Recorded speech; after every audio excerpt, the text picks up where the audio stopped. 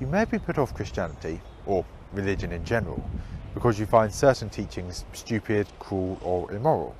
And there certainly are many things in Christianity which are hard to accept. The basic message that we are sinners in need of saving is really quite offensive. The thing that I personally find hardest to accept is the idea that God would create humans knowing that he would be sending them to hell. The question arises then, what are we going to do with these difficult doctrines? Just try and ignore them?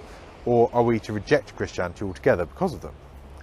Well, in this video I want to show that it's actually quite important to accept beliefs that you find repulsive. To do this, I'm going to make the following points. 1. It is important not to try and dodge or gloss over difficult beliefs. 2. The truth is unlikely to match our natural preferences. And 3. The truth will almost certainly involve accepting ideas that we find offensive and cannot understand. In a follow-on video, I'm going to offer some biblical reflections about accepting difficult beliefs. For the purposes of this video, I'm using the term the truth very loosely to mean an accurate description of reality or our condition. And when I talk about belief systems, worldviews, frameworks, etc., I mean a set or system of beliefs or statements which claim to be, in part or in whole, the truth. These terms are left vague so that I can make a general comparison between philosophical, religious, spiritual, and materialistic viewpoints. This vagueness is necessary in order to accommodate all the self-definitions these groups would use. For instance, science does not claim to present absolute truth, but explanations which best fit the facts as we know them. Buddhists would claim that what we talk about as reality is an illusion, and Christians, such as myself, believe that the truth comes from God, and so on and so forth. With that said, let's get on to the first point. 1. It is important not to try and dodge or gloss over difficult beliefs. Now, there are religious teachers and elders and evangelists out there who will attempt to gloss over the difficult portions of their religion in order to make it seem more appealing. They will tell you that you're not meant to read a certain passage literally, or that a certain belief is only held by a radical fringe, or that a teaching was appropriate to the time, place and culture when it was written. The trouble with this approach is that it essentially empties the religion of any claim to truth. Take the Old Testament law, for instance. Now, there are whole hosts of things in there which many Christians are quick to deny, such as the death penalty for many seemingly petty offences. The rationale they present is that there are all sorts of things commanded which would just be silly to implement, such as a ban on clothes made from more than one type of material.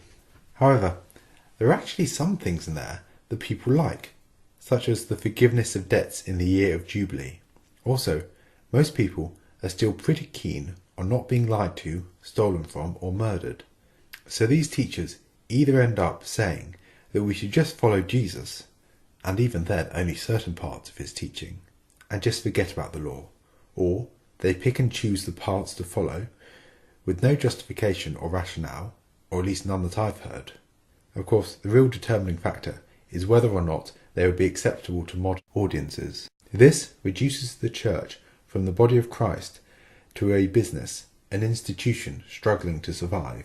Worshippers become consumers. Success is determined by attendance and revenues, and messages are based on how appealing they are, not on the truth they contain. This raises the question, if you are just there to teach people what they already believe, then what is the point? Even if you think biblical teaching is not meant to challenge people, it should at least add something to the discussion, not simply reinforce what people already believe.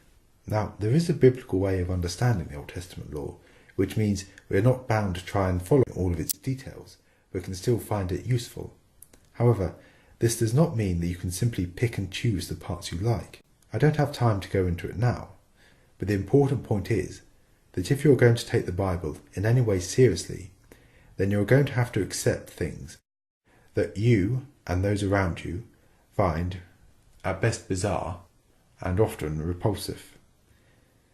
If you try only to teach the nice parts, then you end up with a hollow religion which merely echoes the world's views. It is important that any claim to truth should be challenging because 2. It is unlikely that our natural preferences will match up with truth.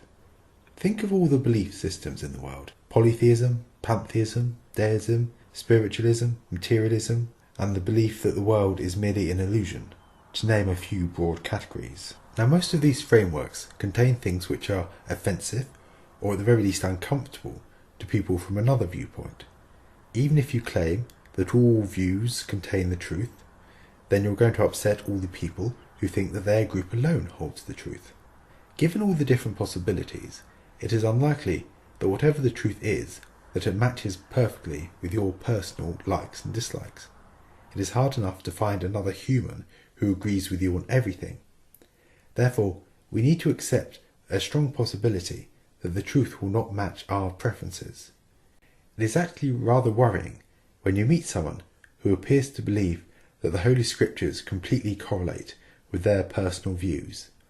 There is the story of the lady who, when asked what she believed, said, "I believe what the church believes," and when asked what the church believed, said, "The church believes what I believe." This attitude is concerning because it suggests the person hasn't really gone into the details of the actual teachings, but has just assumed that they are in agreement. This means, in effect, the person is taking their own opinions and ascribing to them divine authority. By contrast, when someone has or is struggling with a particular point of doctrine, this can actually be a reassuring sign, as it means they are seriously engaging with those teachings. And where there is serious engagement with the truth, there will almost certainly be a struggle sooner or later, because 3a. Accepting the truth will almost certainly involve accepting ideas that we find offensive. If you have a look at the world around us, it contains some truly awful things.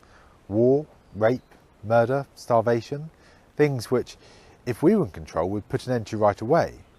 Now, if a God who is anything like the God we read about in the Bible exists, then at the very least he's allowed these things to continue and done so for his own reasons. So if we're going to believe in him, we need to accept that he works in ways we don't understand and uses methods we would disapprove of. Even if you reject the biblical God, whatever belief system you choose still has to account for the suffering in the world. Let us say, for instance, you believe that the universe has no ultimate purpose. That is, it is an indifferent machine. Is that more appealing? The question is sometimes asked, would you rather believe that all the suffering in the world is essentially pointless, or God allows the suffering for a purpose? Now, I've heard people make the case for both sides. The fact remains that both are hard to accept. These are not, of course, the only two options, but unless you believe the world is a complete illusion, then you need to accept that horrendous suffering exists. Any belief system that deals with the world as we know it needs to provide some sort of explanation as to why it does. When I think of all the evil in the world, no explanation I've ever heard, no promise of future paradise, has ever made me think, well, that's all right then. Therefore, any belief system that is going to give an adequate explanation of the world is realistically going to contain things you find disturbing. It may be hard to see how all these things could be working towards a good end. However, b. Accepting the truth will almost certainly involve accepting ideas that we cannot understand. If we look at the belief systems in the world today, they either don't claim to explain everything or give unconvincing explanations. The more convincing worldviews admit to areas of ignorance. In science, for instance, there are areas where there is insufficient data, or proper research and analysis has not yet been done. In religion, we say that things haven't been revealed to us. As things currently stand, our options appear to be 1. Deceiving ourselves that we understand reality. 2. Rejecting all knowledge as futile. 3. Accepting that there are things that we do not understand. For truth to have any kind of objectivity, we need to go for option 3. So really, whatever system you accept, it is going to contain things you don't understand, or be too simplistic to give a full explanation of the world. This means that if the biblical God exists, it rather bizarrely makes sense that his actions would be incomprehensible.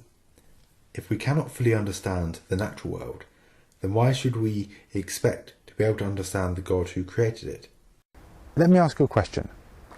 Have you ever struggled to buy someone a present?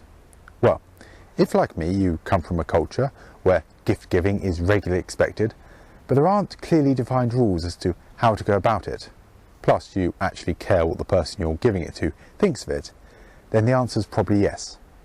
Let's try another one.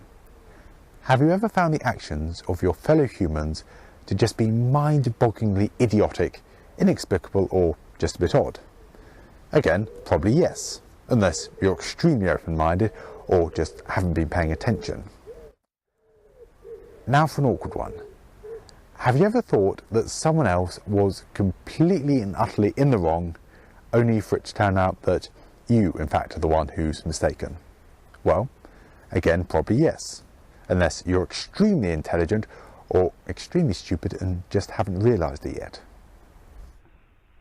Now, if we find it hard to predict the likes and dislikes of other humans, even ones we know well, and find their actions hard to explain, and turn out ourselves often to be wrong on subjects which we were sure we were right about, then why would we expect to intuitively understand God?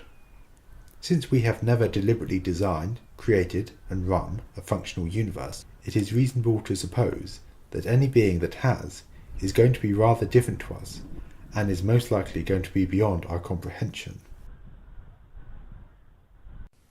In summary, it is true that Christianity contains many teachings that are hard to accept. However, if we assume that the truth exists, that it is comprehensible by humans, and that it explains reality as we know it, then we can say that the truth is unlikely to match our natural preferences due to the sheer number of possibilities. It contains things that are offensive, given that reality contains things which are offensive. It contains things that we do not understand, given our limited capacity. Now, I'm not saying that when choosing what to believe, you should deliberately look for ideas that are different, repulsive, and nonsensical. What I am saying is that we need to be prepared that this is what the truth is likely to be like. Consequently, just because you find Christianity offensive, that does not mean it is not true.